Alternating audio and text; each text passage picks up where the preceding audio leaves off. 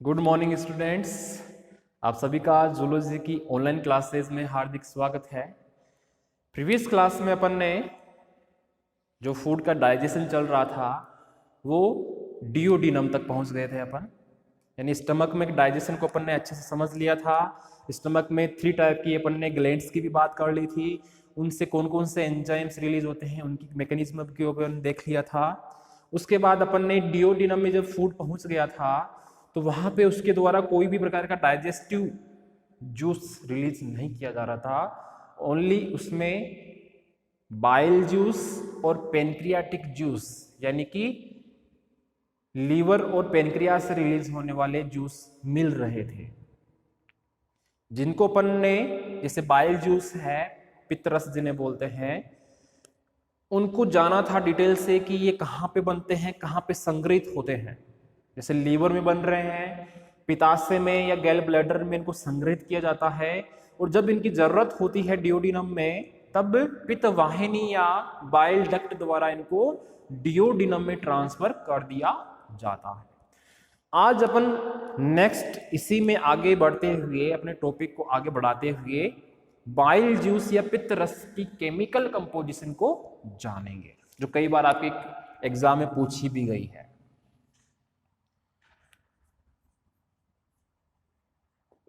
Chemical composition of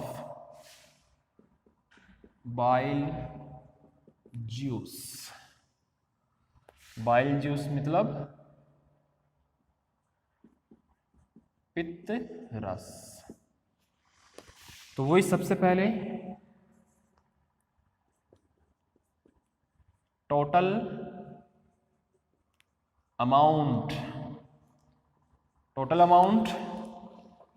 यानी कुल मात्रा में कितनी रिलीज होती है, 500 से 1000 ml प्रति 24 आवर्स, यानी कि लगभग आधे से 1 लीटर रिलीज होती है एक दिन में, 24 घंटे में अपने। ठीक है, फिर बात करें अपन पीएच की, तो पीएच होती है इनकी 7.7 से 8.6, यानी कि ये कैसे है ये बाइल जूस क्षारीय है, अम्लीय नहीं है, क्षारीय, क्योंकि पीएच 7 से ज्यादा है। फिर अपन बात करेंगे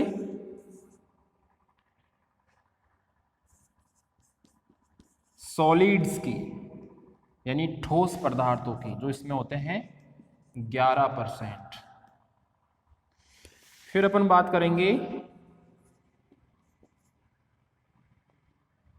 बिली या बाइल साल्ट की, जो होते हैं इसमें 6%। फिर बात करें अपन H2O की, जो होता है इसमें ओनली 84%। कितना? 84%। फिर बात करें अपन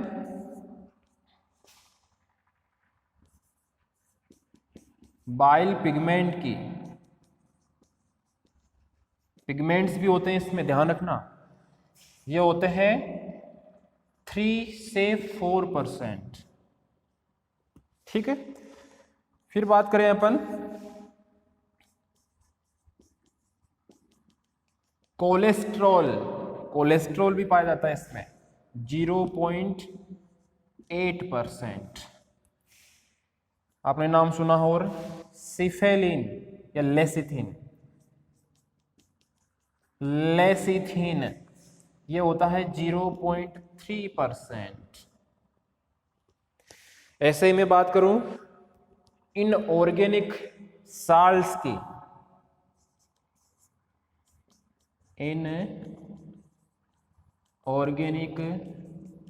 साल्ट्स ये होते हैं इसमें 6%। तो ये मैंने आपके सामने बाइल जूस या पित्त रस की केमिकल कंपोजिशन लिखी है। जैसा कि अपन देख पा रहे हैं, आधे से 1 लीटर 24 घंटे में रिलीज किया जाता है। पीएच क्षारीय है 7.7 से 8.6। सॉलिड्स है इसमें 11%, बाइल साल्ट है 6%, H2O है इसमें ओनली 84%, फिर बाइल पिगमेंट होते हैं इसमें 3.4 या 3 से 4%, कोलेस्ट्रॉल 0.8%, लेसिथिन 0.3% और इनऑर्गेनिक साल्ट 6%। इनके अलावा अगर बात करें, कई बार पूछ लिया जाता है आपके एग्जाम में बाइल साल्ट के ऊपर और बाइल पिगमेंट्स के ऊपर, बहुत सारे कंपटीशन के एग्जाम में भी क्वेश्चन बनते हैं साल्ट, बाइल साल्ट के ऊपर या पित्त लवणों के ऊपर या पित्त वर्णकों के ऊपर। तो इसको अपन डिटेल से जानने की कोशिश करेंगे। तो केमिकल कंपोजिशन हो गई है अपनी। अब अपन बात करेंगे बाइल साल्ट। तो जो पित्त लवण होते हैं इन्हें क्या बोलते हैं अपन? पित्त लवण। पित्त लवण का मुख्य कार्य क्या होता है कि यह फूड में अवेलेबल जो फैट होती है,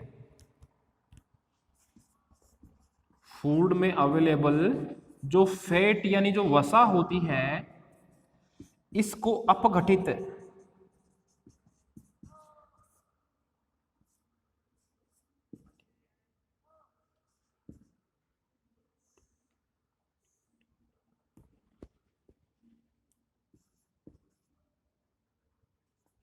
डिग्रेड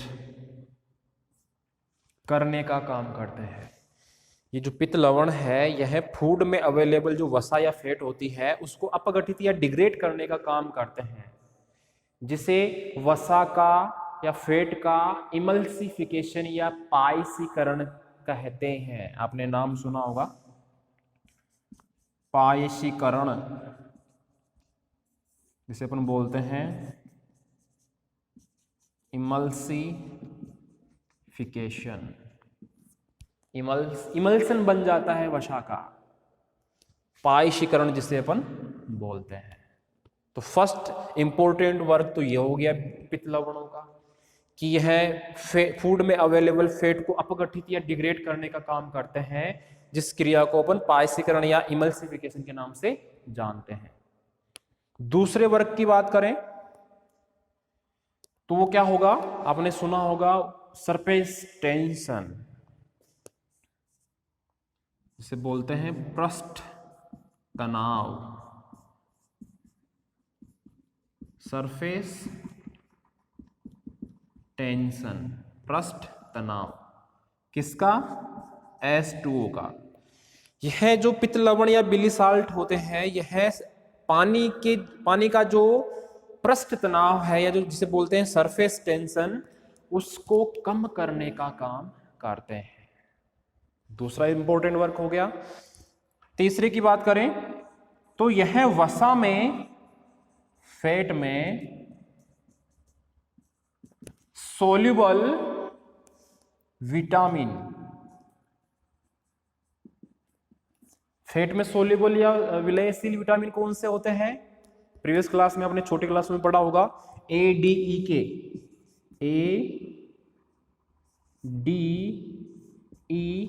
व के। इनके इंटेस्टाइन में अवशोषण में हेल्प करते हैं।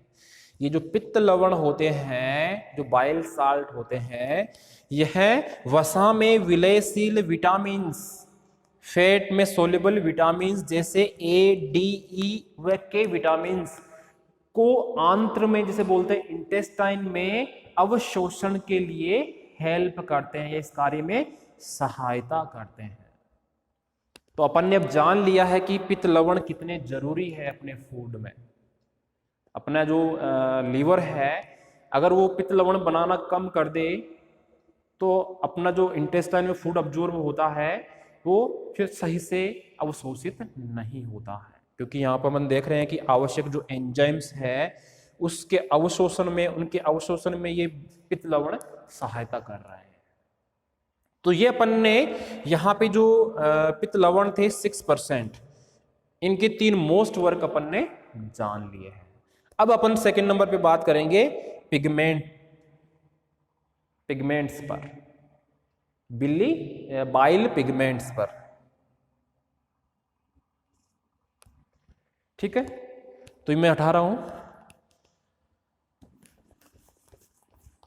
अब ये जो पिगमेंट्स है, जो पित्त वर्णक है, इनका बहुत ही महत्वपूर्ण काम होता है। वो क्या होता है, कैसे ये बनते हैं, कितने प्रकार के ये होते हैं, उनको जानना अपने लिए बहुत ही जरूरी है।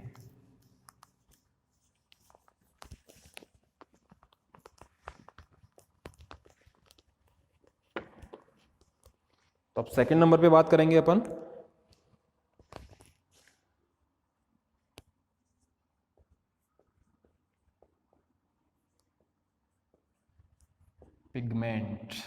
पिगमेंट्स जिन्हें बोलेंगे अपन पित्त वर्णक। ये जो पित्त वर्णक होते हैं, यह हीमोग्लोबिन के अपघटन या डिग्रेशन द्वारा बनते हैं। कैसे बने ये? हीमोग्लोबुलिन, शॉर्ट में बोलते हैं HB, इसके अपघटन द्वारा ये पिगमेंट्स बनते हैं। तो ध्यान रखना, हीमोग्लोबिन का जब अपघटन होता है तब ही ये पिगमेंट्स बनते हैं। ये पिगमेंट्स मोस्टली 2 टाइप के होते हैं। नाम सुना होगा आपने, बिलीरुबिन और बिलीवर्डिन। बिली शब्द कहां से आया है? बाइल यानी पित्त। तो फर्स्ट कौन सा है? बिलीरुबिन।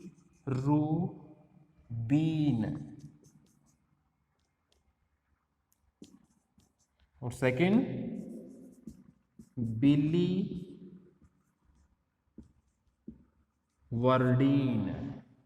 बिलीरुबिन और बिलीवर्डिन कहां पे बन रहे हैं? लीवर में। लीवर में हीमोग्लोबिन का अपघटन होता है, डिग्रेडेशन होता है, जिसके कारण 2 प्रकार के मोस्टली पिगमेंट्स बनते हैं, एक तो बिलीरुबिन और एक बिलीवर्डिन। ये जो बिलीरुबिन है, यह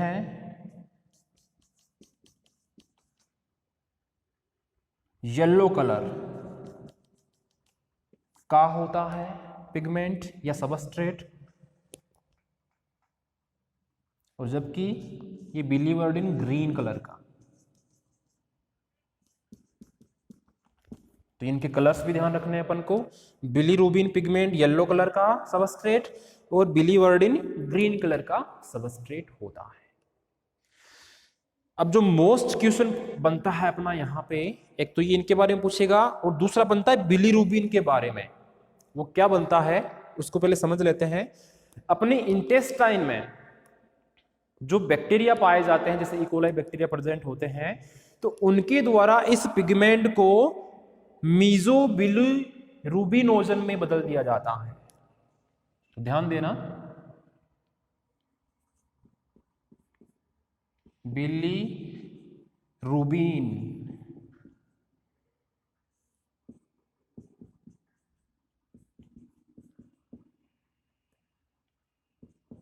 इंटेस्टाइन में प्रेजेंट बैक्टीरिया किस में बदल रहे हैं इसको? मीजो बिलीरुबिनोजन। किसमें बदल दिया? मीजो बिलीरुबिनोजन में बदल दिया। ये मीजो बिलीरुबिनोजन फिर स्टेरकोबिलुबिनोजन में बदल जाएंगे। स्टेरको बिलीरुबिनोजन में बदल जाते हैं। ये स्टेरकोबिलुबिनोजन ऑक्सीडेशन होने के कारण स्टेरकोबिलिन में कन्वर्ट हो जाते हैं। ऑक्सीडेशन किसमें बदल जाएंगे? एस्टर को बिलीन में बदल जाते हैं। ये एस्टर को बिलीन, ये जो एस्टर को बिलीन है, यह विस्टा को बोलते हैं फिसेस। इसको ब्राउन कलर प्रदान करते हैं।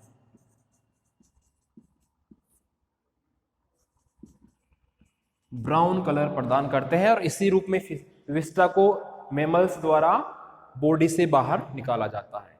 तो ये जो ब्राउन कलर आया है फिशेस या विस्टा में, ये स्टेरोबिलिन के कारण आया है। इसी प्रकार एक और पिगमेंट होता है लीवर में, जिसे बोलते हैं यूरोक्रोम।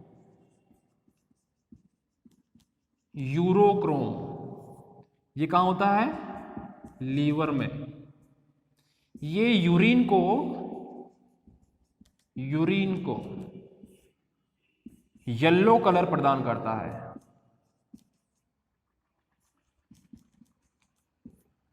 यूरोक्रोम नामक एक पिगमेंट और होता है जो लीवर में ही बनता है, जो यूरिन को या मूत्र को येलो कलर प्रदान करता है। तो आपसे पूछा जा सकता है कि मूत्र का या यूरिन का येलो कलर किसके कारण होता है? यूरोक्रोम के कारण। कहां पे बनता है? लीवर में। फिशेज या विस्टा का कलर ब्राउन किस कारण होता है? स्टेरोबिलिन के कारण। ये पूछ सकता है कि बाइल पिगमेंट्स में या पित्त वर्णकों में कौन कौन से पिगमेंट्स होते हैं? बिलिरुबिन और बिलीवर्डिन। बिलिरुबिन तो येलो कलर के होते हैं, लेकिन आप यहां देख रहे हैं कि ये इस तरह से चेंज होकर, ऑक्सीडाइज होकर ब्राउन कलर प्रदान कर रहे हैं। तो यहां से क्वेश्चंस बनते हैं, अपने यहां पे भी बनते हैं, कंपटीशन एग्जाम में पूछे गए हैं यहां से। तभी मैं आपको स्पेसेस जोड़ देके यहां पे बता रहा हूं। क्लियर है? तो ये अपन ने पित्त रस और पित्त वर्णक, बाइल जूस की केमिकल कंपोजिशन, बाइल साल्ट या पित्त लवण क्या होते हैं, उनके 3 मुख्य कार्य कौन से हैं, और बाइल पिगमेंट या पित्त वर्णक कौन कौन से होते हैं, उनके क्या कार्य हैं, अच्छी तरीके से जान लिए हैं। अब अपन जानेंगे ये जो बाइल पिगमेंट्स है, इनको तो अपन ने अच्छे से जान लिया है। अब जो अगला अपना टॉपिक रहेगा वो रहेगा पैनक्रियाटिक जूस, क्योंकि बाइल जूस की अपन ने अच्छे से बात कर ली है, केमिकल कंपोजिशन भी अपन ने देख लिया है, और स्पेशली 2 पॉइंट्स पे बात भी कर ली है। अच्छा, तो ये जो बाइल जूस है, अगर इनके रेगुलेशन की बात करें तो नर्वस सिस्टम का किसी भी प्रकार का इन पे कंट्रोल नहीं होता है। पहले अपन पढ़े थे कुछ पॉइंट्स में कि नर्वस सिस्टम कंट्रोल करता है, लेकिन यहां पे ऐसा कुछ नहीं होता है।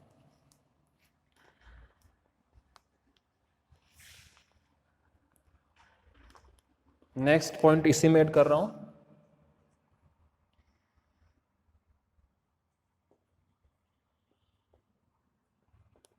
Regulation of bile juice. तो ये मैं बोल रहा हूं कि नर्वस सिस्टम का किसी भी प्रकार का कंट्रोल नहीं होता है। इन बाइल जूस पे ओनली जो कंट्रोल होता है वो होता है हार्मोनल और केमिकल कंट्रोल होता है, बस। क्लियर है ये तक? अब बात करेंगे अपन अग्नाशयी रस, जिसे अपन बोलते हैं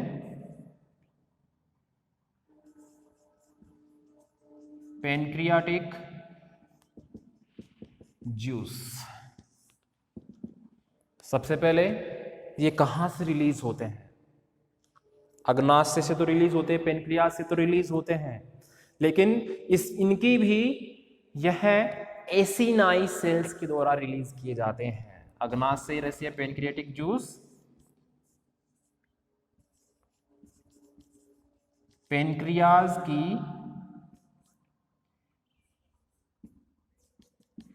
एसिनाई सेल्स के द्वारा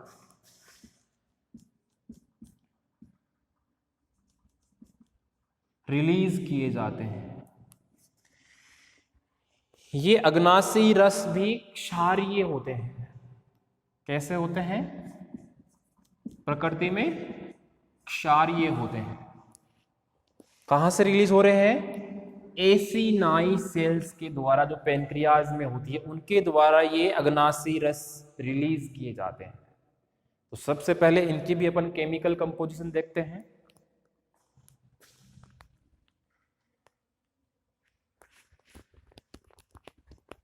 इतना क्लियर हो गया? ये ध्यान रखना एसिनाई सेल्स का।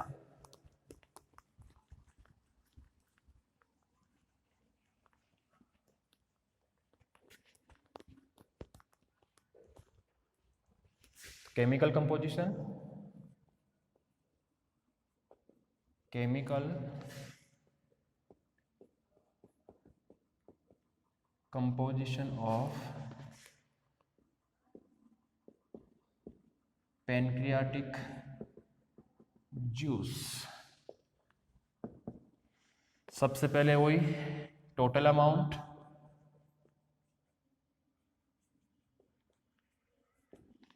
टोटल अमाउंट की बात करें तो यह है 500 से 800 ml इन प्रति 24 घंटे में, यानी ये लगभग आधे लीटर के लगभग या 1 लीटर के लगभग 24 घंटे में रिलीज किए जाते हैं। सेकंड, स्पेसिफिक ग्रेविटी या विशिष्ट गुरुत्वता जिसे बोलते हैं, क्या बोलते हैं इसे? विशिष्ट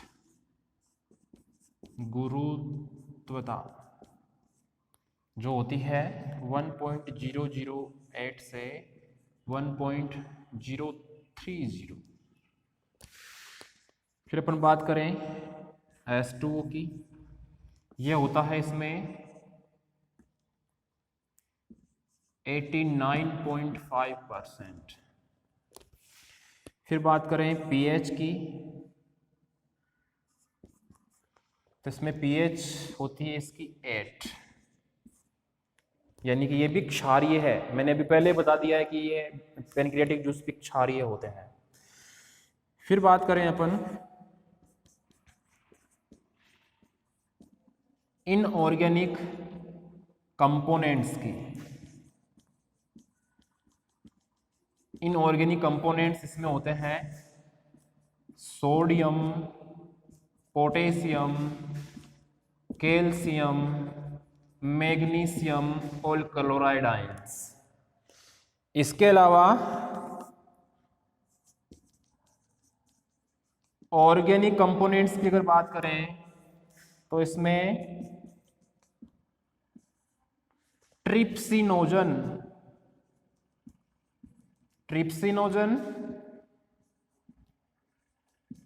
amylase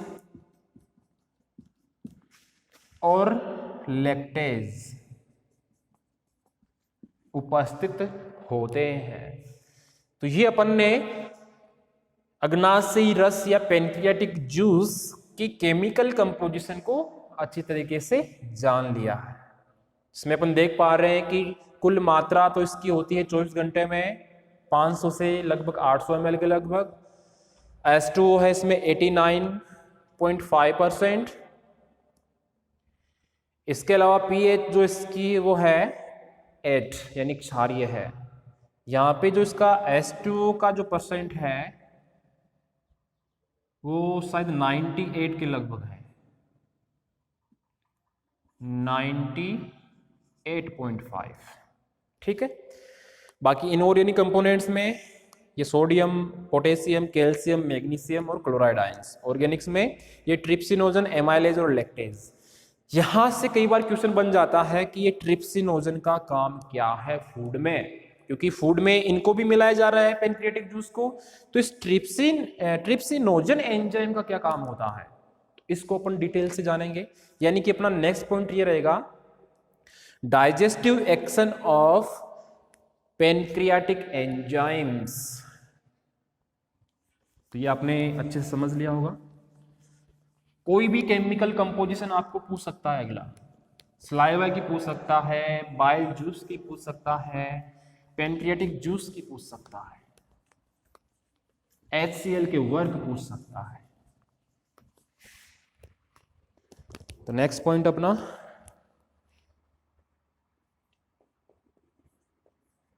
digestive action of pancreatic enzymes. जैसे अपन ने एग्जांपल लिया है ट्रिप्सिनोजन का, ट्रिप्सिनोजन, ये ट्रिप्सिनोजन होता है अक्रियाशील या इनएक्टिव, ठीक है। इसको एक्टिव करने के लिए एंटेरोकाइनेज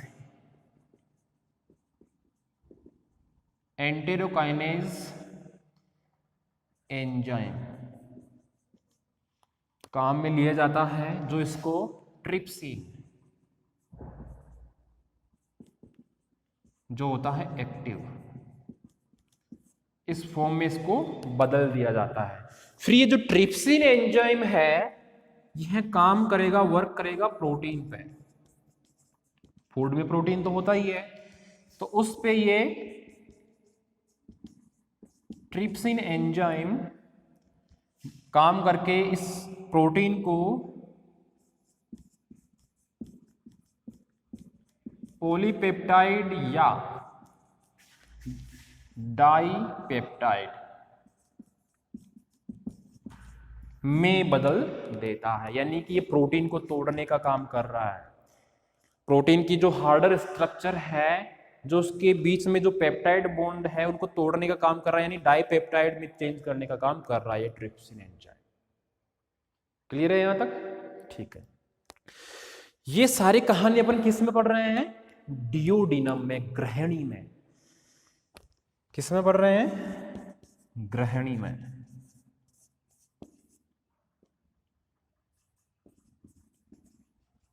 डियोडिनम,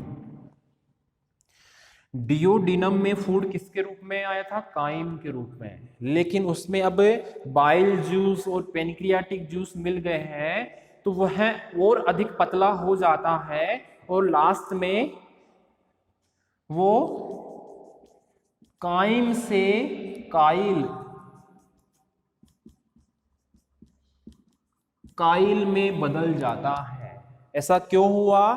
क्योंकि डियोजिनम में जब उसको डाइजेस्ट किया गया, डाइजेस्ट करने के लिए उसमें जो बाइल जूस और पेनक्रियाटिक जूस मिलाए गए, तो वो और अधिक पतला हो गया और काइम से काइल में बदल गया। अब काइल के रूप में जो फूड पचा है वो आगे स्मॉल इंटेस्टाइन में जाएगा। तो नेक्स्ट स्टेप कौन सी हो गई? Digestion in small intestine.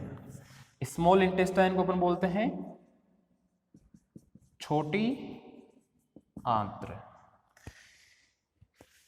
जैसे ही डियोडिनम में फूड काइल के रूप में डाइजेस्ट हुआ, तो काइल के रूप में इस स्मॉल इंटेस्टाइन में एंटर कर जाएगा। अब यहां पे क्या कहानी होती है कि इस काइल रूपी फूड को फिर से डाइजेस्ट किया जाता है, यानी कि इसको और अधिक इजी फॉर्म में बदल दिया जाता है, ताकि इसका आसानी से अवशोषण किया जा सके। अब फूड का अवशोषण कहां पे होता है?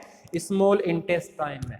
जो काम की चीजें होती है वो स्मॉल इंटेस्टाइन में निकाल ली जाती है। अतः ये जो डियोडिनम में जो काइल के रूप में फूड डाइजेस्ट होके आया है, इसको फिर अधिक इजी फॉर्म में डाइजेस्ट किया जाता है, इजी फॉर्म में बनाया जाता है इसे, ताकि आसानी से इसको स्मॉल इंटेस्टाइन या छोटे आंत्र में अवशोषित या अब्जॉर्ब किया जा सके।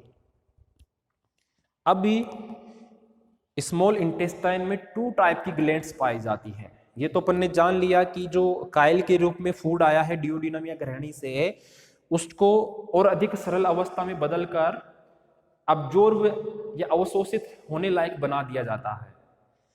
इस स्मॉल इंटेस्टाइन में 2 प्रकार की ग्रंथियां या ग्लैंड्स पाई जाती हैं, जिनकी अपन विस्तार पूर्वक चर्चा करेंगे नेक्स्ट क्लास में।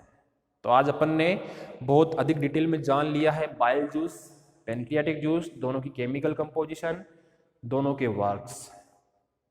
तो नेक्स्ट क्लास में अपन स्मॉल इंटेस्टाइन की जो 2 ग्लैंड्स हैं उनके ऊपर चर्चा करेंगे। तो आज के लिए इस क्लास में इतना ही। धन्यवाद।